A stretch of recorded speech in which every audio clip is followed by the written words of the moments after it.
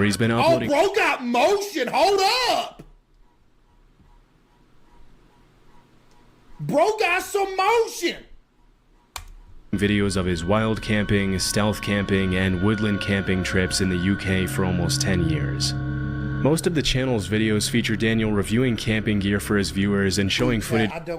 I can understand if you do this and you're just filming it, but there's no way that people go and do this stealth camping stuff that we know of just to do it, right? There's no way people just do that in their free time without filming it. You know what I mean? They do. I'm talking about solo dolo camping for no reason.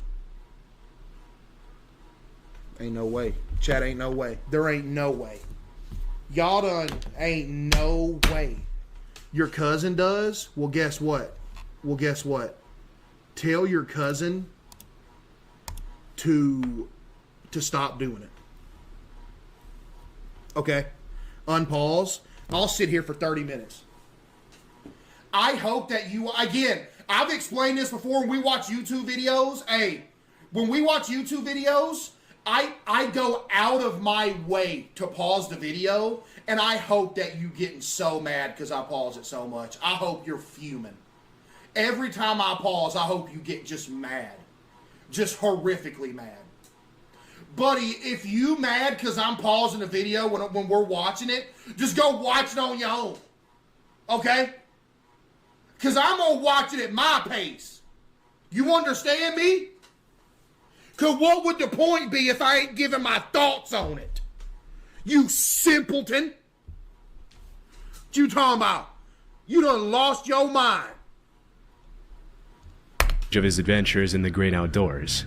For the most part, they're pretty tame, but in August 2023, he uploaded a video of his camping trip in the woodlands close to his home, and the footage is pretty disturbing. The first part of the video pretty much just shows Daniel walking through the woods and talking to his subscribers, eating berries and pointing out the sights on the way to He eating berries off the side of the trail! Site. At several points along the way, he pauses to mention the footprints and garbage he sees lying on the trail, indicating other people had been there in the last few days. Caseoh ate my cat with the 10, thank you. Someone's been here. There's a lot of rubbish around here.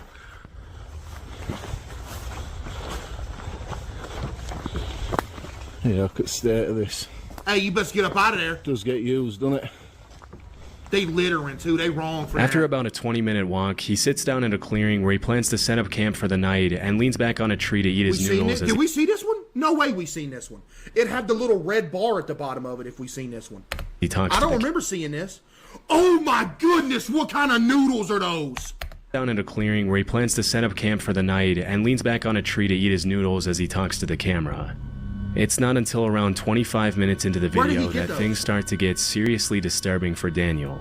I'm going to be out Friday night, but I'm going away Saturday, so I've got a bit of a drive as well, so I didn't want to be tired, and it's going to throw it down Friday night as well, and rain camping is really good.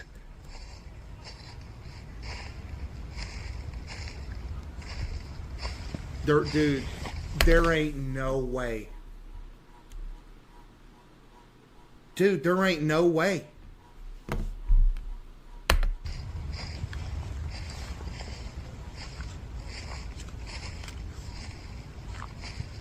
Oh, bruh.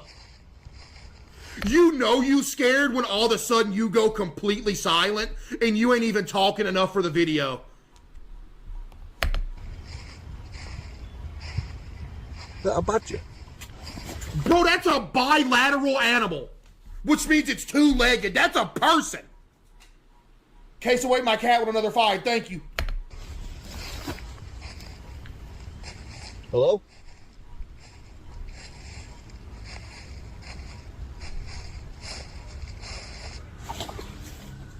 Even though some pretty human-like footsteps could be heard right behind Daniel, as soon as he turns around to scan his environment, there's nobody in sight.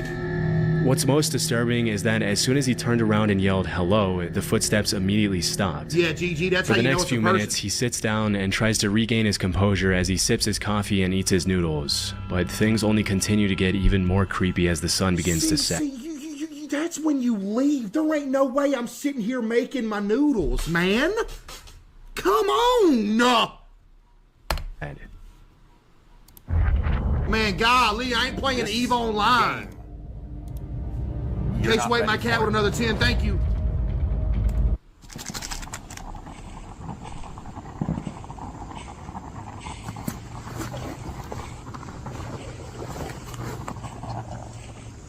Yeah, carry that around with you. See somebody throw that boiling hot water on them. Yo, Floor with the fire, thank you.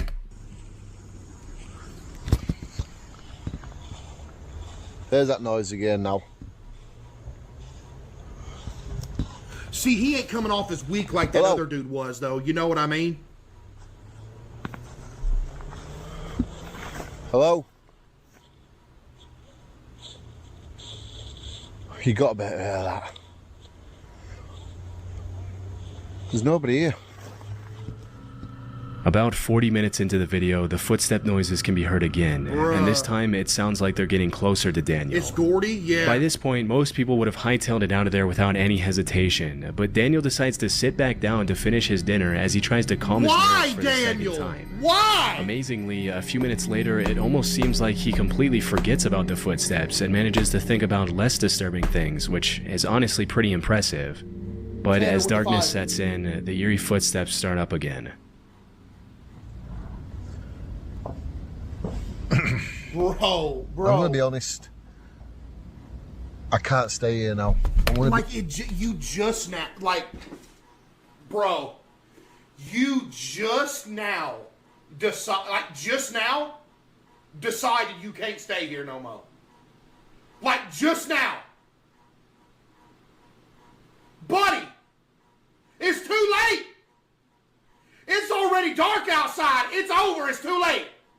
You should have left when it was daytime. Now you're cooked. I don't know, chat. I don't know. I feel like any logical person, I'm not saying this dude ain't logical, but any logical person, if you're out in the woods butt naked by yourself eating some noodles out of a little pan, and the first time you hear some footsteps, you're running, right? Not running, maybe not running, but you're getting up out of there. A wimp. I don't care if people call me a wimp in the comments. Ain't nobody calling you that, bro. I promise you. But I can't stay here. I'm too unsettled. I'm nervous. I've done camping like this a load of times. I think I'm gonna go find somewhere else to get this bivvy set up. Find somewhere else? You ain't going home? In this spot.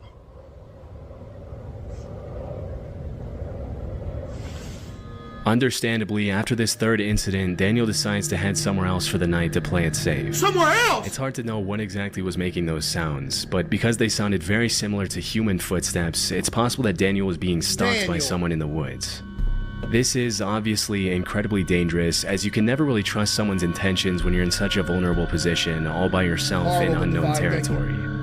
It was either that or an animal walking through the grass, but because Daniel mentioned the grass was a little wet and wouldn't have made that dry sound if an animal... That was a human, right? That was 2 foot. That was a human. That wasn't no deer, wasn't no badger, whatever he said. That was a human. Stepped on it. This is pretty unlikely. Also, many people in the comments mentioned that no animal walks that uniform and steady. They stop, go, and change pace constantly. Either way, you know what? Nah, I just want to disagree with somebody. That was an animal. These people in the comments don't know nothing. That was an animal. Good thing he decided to leave, because who knows what could have happened to Daniel that night. Just because somebody else agreed with it, it was an animal. They don't know what they're talking about. Welcome to the internet, buddy. One of the most annoying things to me is spam texts and phone calls. You would actually be surprised by the amount of times I get interrupted recording these videos by phone calls from random numbers. Well, I did some research and uncovered that a lot of times these get that bread, bruh. Spammers are able to get our personal info, email addresses, get that bread. I ain't mad at you. This is a goated YouTube channel. And phone numbers because big companies can't keep our data safe from data breaches and hacks. You may not have... I feel like if I skip it, that's low-key disrespectful, though. You know what I mean? I feel like if I skip this, I'm low-key disrespecting chilling scares, not gonna lie.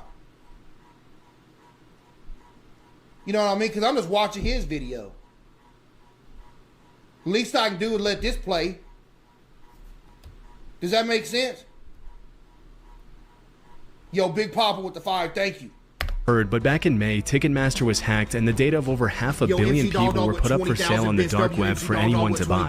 This stolen data included full names, addresses, email addresses, phone numbers, and credit card data.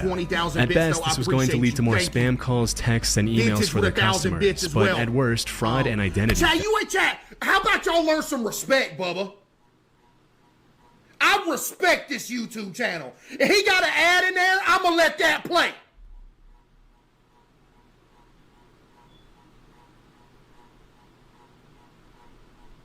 I done watched about 5 or 6 this dude's videos on stream for free ski. Least I can do is let the ad play. So what is Ticketmaster doing about it? Absolutely nothing. They said they didn't think the hack would have a material impact on our overall business. All these businesses happily collect our data but do very little to protect it, and even less when it's compromised. That's why I use Aura, the sponsor of this video. Aura alerts me when my data is found in data breaches like the Ticketmaster one, or leaked on the dark web. Chad, be honest, I'm a W man for that, right? Oh my goodness, he just leaked my social security. Oh no, so he got my information up here, GG. It gives me fast fraud alerts if anyone tries to use that data to access my credit card or bank accounts. And it removes my information from data broker websites so I get less spam. I didn't know he was going to use my information. I also get things like transaction monitoring, a VPN, antivirus, a password manager, parental controls, and identity. I'm low-key a W man for that, right? Let's be real. Type 1 if I'm a W man for that. I mean, come on. Least I can do is let it play. Theft insurance. I'm over here watching his video. I get all this in one app at an affordable price. We over here watching his video for free. If my info was compromised in the Ticketmaster data breach, I wouldn't have to worry because Aura is always on, always doing the hard work of keeping me safe. Matter of fact, I'm gonna give my IP to put it directly on screen. Myself and my family vulnerable to data breaches, and if you don't want to either, you can go to aura.com/chillingscares and try your first 2 weeks for free. With another also linked 50. below in the description. Tortilla with another 50. Lord have mercy. Oh my.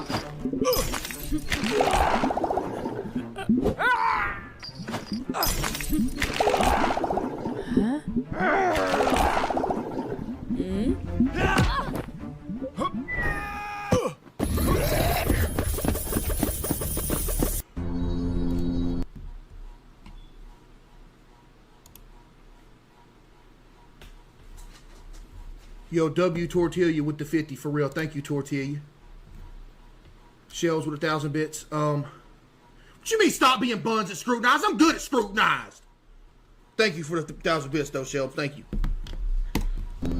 The Rampant Range is part of a front range of the Rocky Mountains in Colorado. GG, there's gonna be one of mountain lions up there, GG. Made up of almost entirely public land within the Pike National Forest. In the summer, you'll find lots of bikers enjoying the Rampant Range's elaborate trail system and exploring the great outdoors. This gonna be a wildlife video. For the most part, this part of Colorado is a paradise for anyone who enjoys spending time in nature. But over the past few years, there's been a pretty alarming trend on the rise, with random people setting up wires on trees at just about head height in an effort to seriously injure bikers on the trail. Oh, dude. Yeah.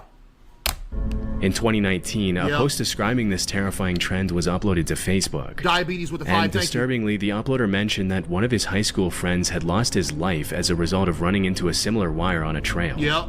Immediately, people jumped into the comments to point out how incredibly messed up. If you ever in the woods on a four-wheeler or something that's not enclosed in like a side-by-side or something, you need to always be looking ahead because there are evil people that will just randomly put a wire across a tree. And if you're ripping through there on like a Can-Am Renegade going 40 miles an hour and you hit that neck level, you're dead. There ain't no surviving. You're dead. You'll be lucky if it don't dehead you. You always got to look ahead, make sure, because people just for no reason, too. They'll just put a wire right there. And if you hit that going about 40, you ain't even got to be going 40. You probably be going 20. You get hit right there, you're dead. That's bad, bruh. Your diabetes with another 5. Thank you. Would be to do something like this, and how this kind of evil needs to be categorized as attempted murder if the suspects are ever with the 5. Thank you. A couple of years before that post was made, in 2017, 2 motorbike riders uploaded a video to YouTube of their encounter with a similar wire, and although nothing happened to them, it was a very close call. Dude! Dude, I think I've seen this video somewhere on the internet before, this specific one, but yeah.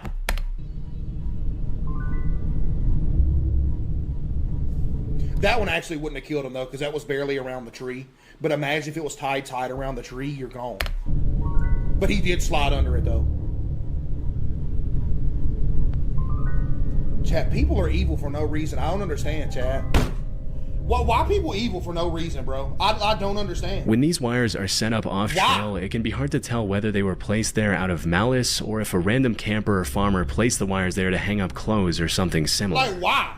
But in cases like these where the wires are specifically placed on the trail, there's really only one reason people would do that, and that's to bring serious harm to bikers for some reason.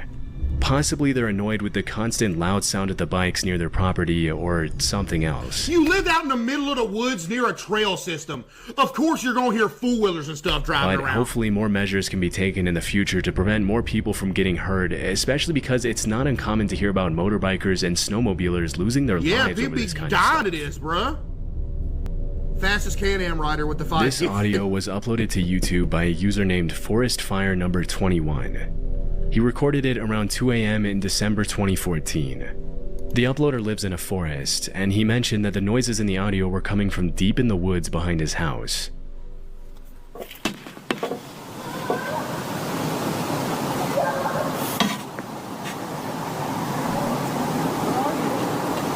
That's an animal. Not gonna lie, I'm gonna say that's an animal. Oh, never mind, that's a person.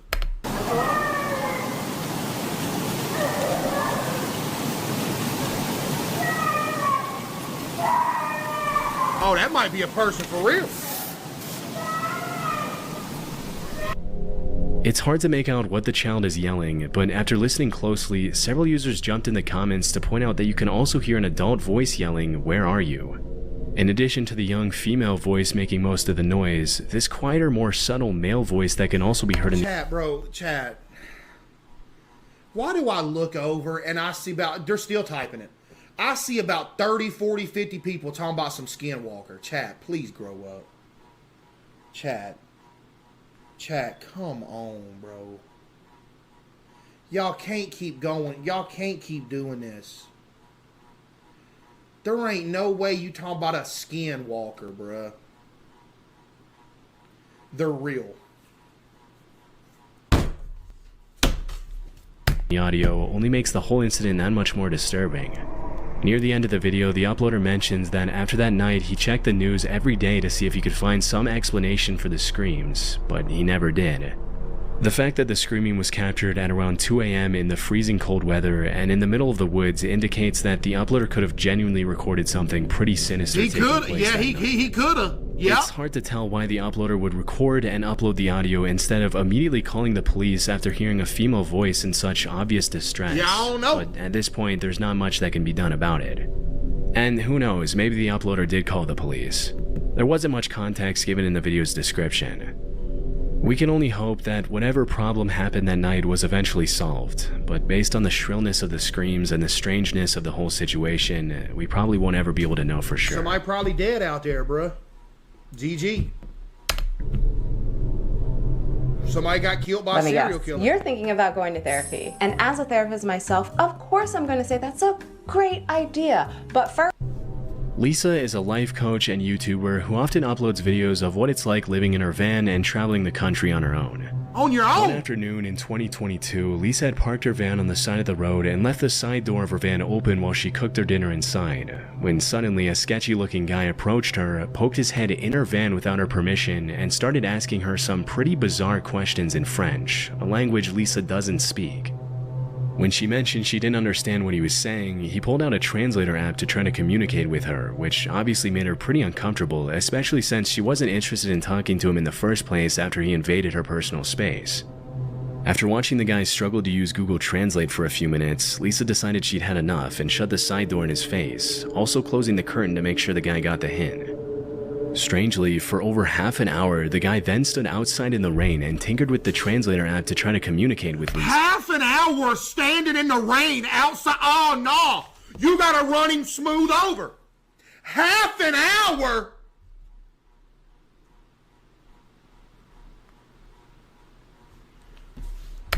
even after she made it more than obvious that she wanted nothing to do with him.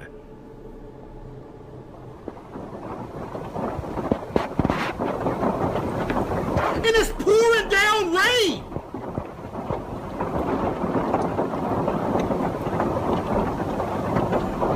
Oh no. Yo, Lisa. Is that her name? Yo, Lisa. You gotta drive. What, hello?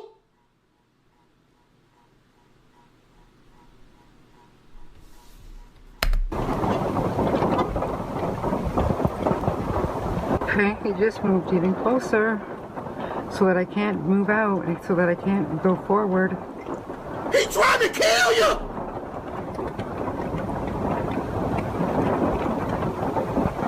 Please leave. Please leave, you sketchy person. Please leave.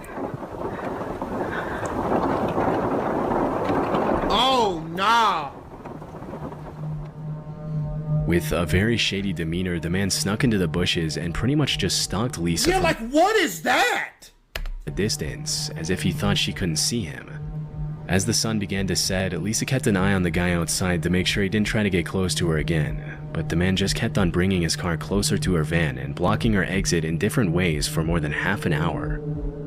This guy is really starting to freak me out. Just now?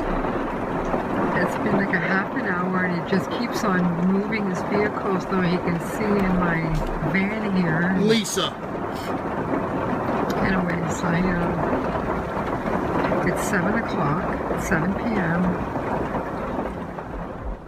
Fortunately, just as darkness had begun to set in, a family in an RV pulled up right behind Lisa and spent the night in the same parking lot as her, which comforted her enough to stay there the entire Was there a evening. reason why she couldn't, like, drive the van? What was going on? Why didn't she just drive the van?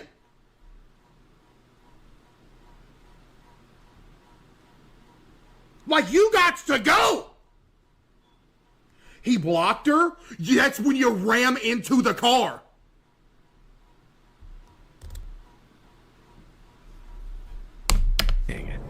Disturbingly, the guy left soon after the other family arrived, but came back about 3 hours later in the dead of night to check if Lisa was still there. What? When he saw the other family in the RV was also still in the parking lot, he left and didn't come back. Bro, throw him in The jail. next morning, Lisa left early and never saw the guy again. Oh, no. It's hard to tell what the guy's exact intentions were, but based on his overall sketchy demeanor and questionable behavior, they couldn't have been anything good. Lord have The one mercy. thing we can be sure about is that it's a good thing the other family in the RV arrived at the parking lot when they did. Otherwise, who knows what the man would have done to Lisa. Dude, he came back at 3 in the morning, chat. In May 2014, an Imager user uploaded a blog post where he talked about the time he went to visit a friend in northern Germany. According to the uploader, his friend told him about these pipes that he had found in the woods near his house that stuck up out of the ground like periscopes. Apparently, his friend and his siblings played near the pipes as kids and knew that there were bunkers hidden below them. Hey, but the you better chill out. There's probably a bomb or something over there. parents never allowed them to get near them out of concern for their safety. During the visit narrated in the blog post, the uploader and his friend decided to check out the pipes and finally go down into the bunkers that they never had permission to explore when they were younger, and they found some pretty disturbing stuff. A few hundred feet away from the trees, they found the entrance to the bunker covered with a loosely placed piece of wood that they easily removed with a crowbar. Just in the middle of some random woods.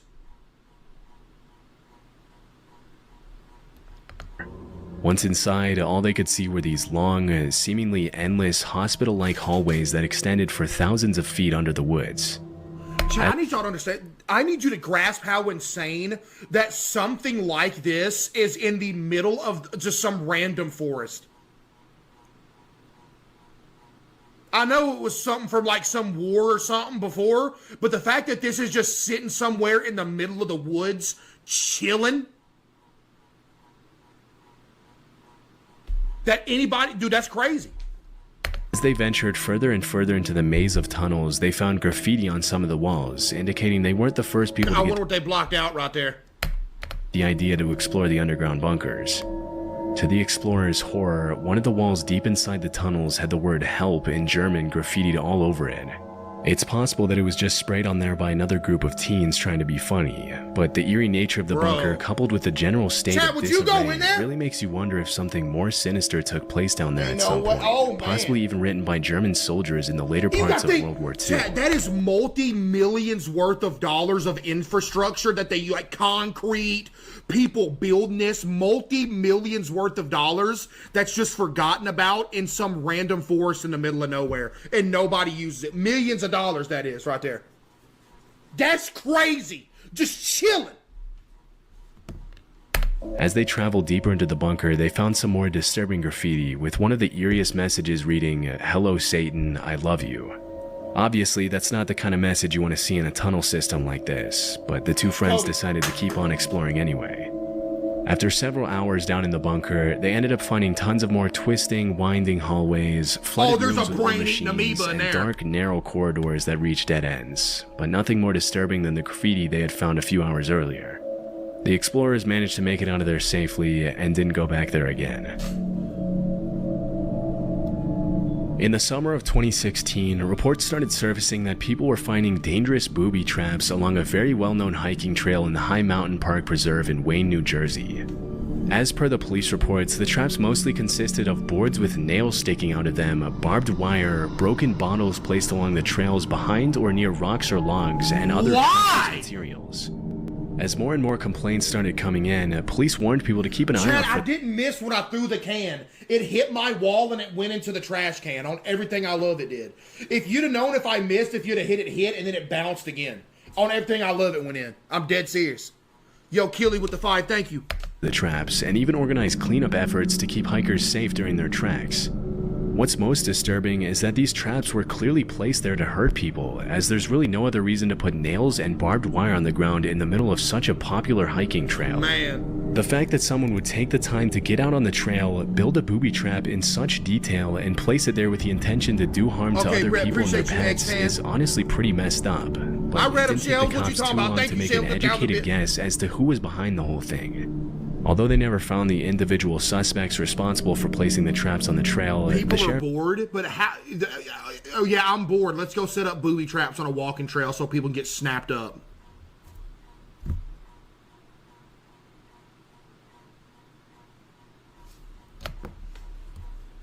The department determined that the traps had probably something to do with the feud between hikers and bikers who had been fighting over use of the trail for decades. According to many nearby residents, it's common for bikers on the trail to speed past the hikers without ringing their bells or announcing their presence, which has led to several injuries and rising tensions between the two groups over Chat, the years. moral of the story, people are insane.